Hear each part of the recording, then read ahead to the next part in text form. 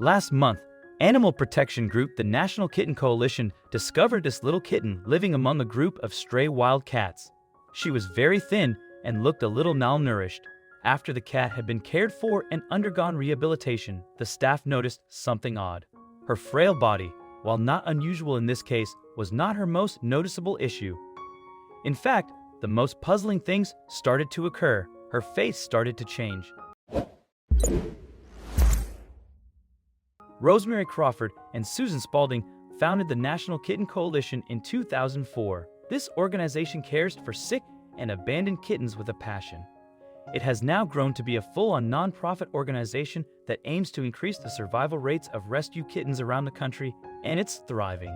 To do this, the organization educates people such as animal shelter workers and volunteers on how to provide good as well as cost-effective care.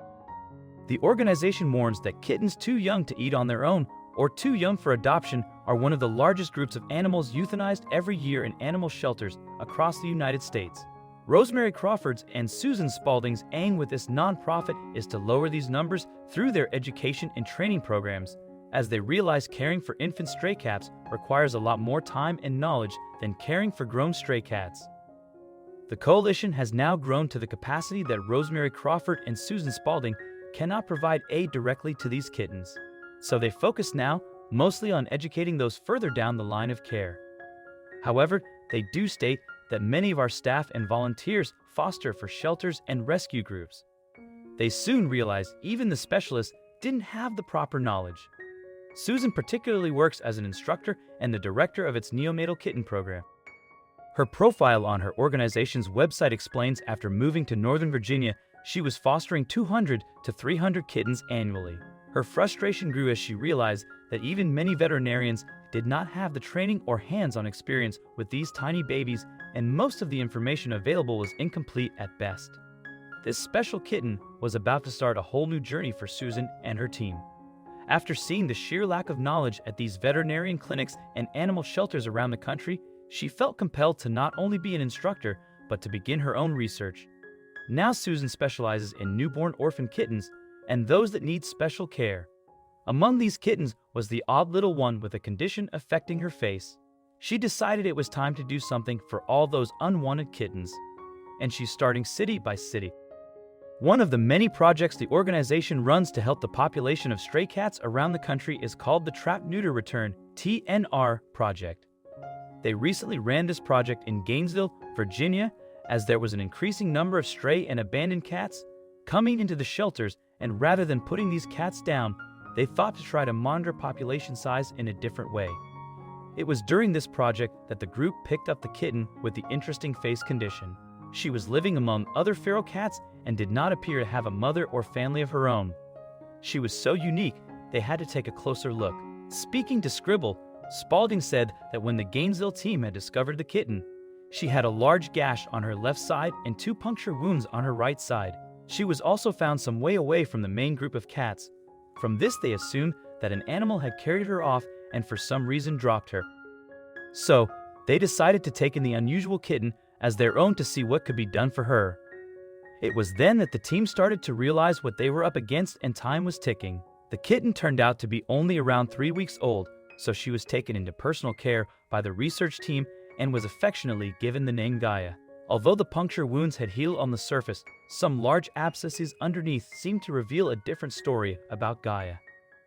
The research team also realized the interesting kitten had a slight upper respiratory infection which caused her to sneeze, cough, and appear somewhat drowsy all of the time. As the care and treatment from the Gainesville team went on, the gash down the kitten's left side healed relatively quickly, but the abscesses on our right took longer, Spalding told Scribble. In the meantime, for some unknown reason, she began losing her hair and had some severe diarrhea due to her upper respiratory infection. The little one's health was not only a cause for concern, but it had Dr. stumped as she continued to develop new symptoms.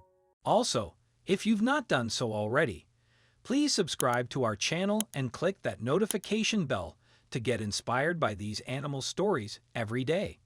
Now, back to the story. The research team, along with Susan, concluded that it was the loss of hair that created the dramatic change in Gaia's face. Spalding soon began calling her an alien kitten, lovingly of course.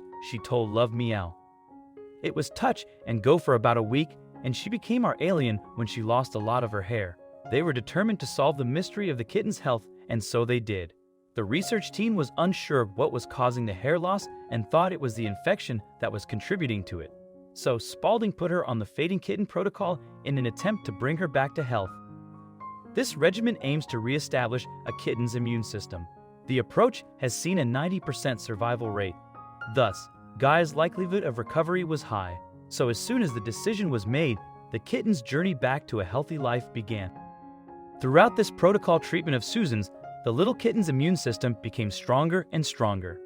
Soon enough, she was eating solid food again. After about 2.5 weeks, the fur around her face and belly started to grow back in little patches until it started growing back thick and full.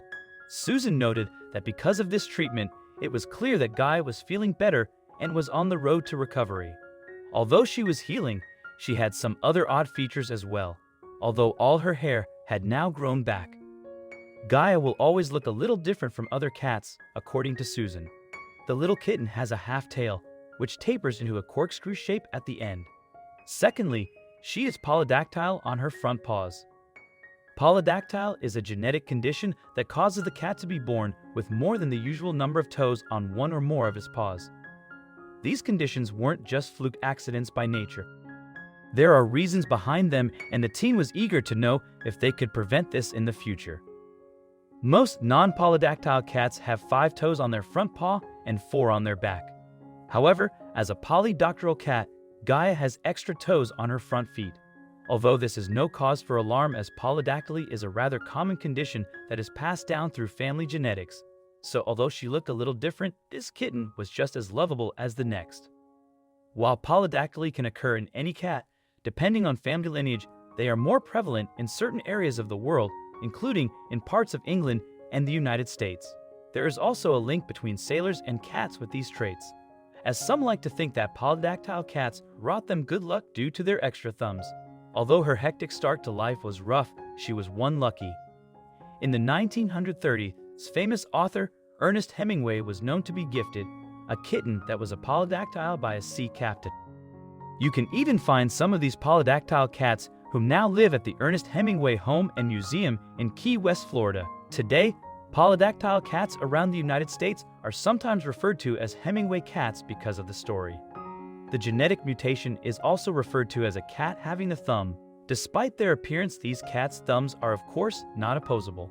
This trait was even used as a marketing tool in a UK milk commercial by Dale. The UK milk company famously depicted cats plotting to steal milk with their newly acquired opposable thumbs. This image helps strongly correlate the unusual kittens with the brand, and many in the UK even call these cats Dale cats. Luckily for Gaia, the condition is usually not detrimental to her health or even how she goes about her daily life. In Gaia's case, it just adds to her interesting appearance, along with her corkscrew tail. You can even find some of these polydactyl cats who now live at the Ernest Hemingway Home and Museum in Key West, Florida. Today, polydactyl cats around the United States are sometimes referred to as Hemingway cats because of the story. The genetic mutation is also referred to as a cat having a thumb. Despite their appearance, these cats' thumbs are of course not opposable. This trait was even used as a marketing tool in a UK milk commercial by Dale. The UK milk company famously depicted cats plotting to steal milk with their newly acquired opposable thumbs. This image helps strongly correlate the unusual kittens with the brand, and many in the UK even call these cats Dale cats. Luckily for Gaia, the condition is usually not detrimental to her health or even how she goes about her daily life. In Gaia's case, it just adds to her interesting appearance, along with her corkscrew tail.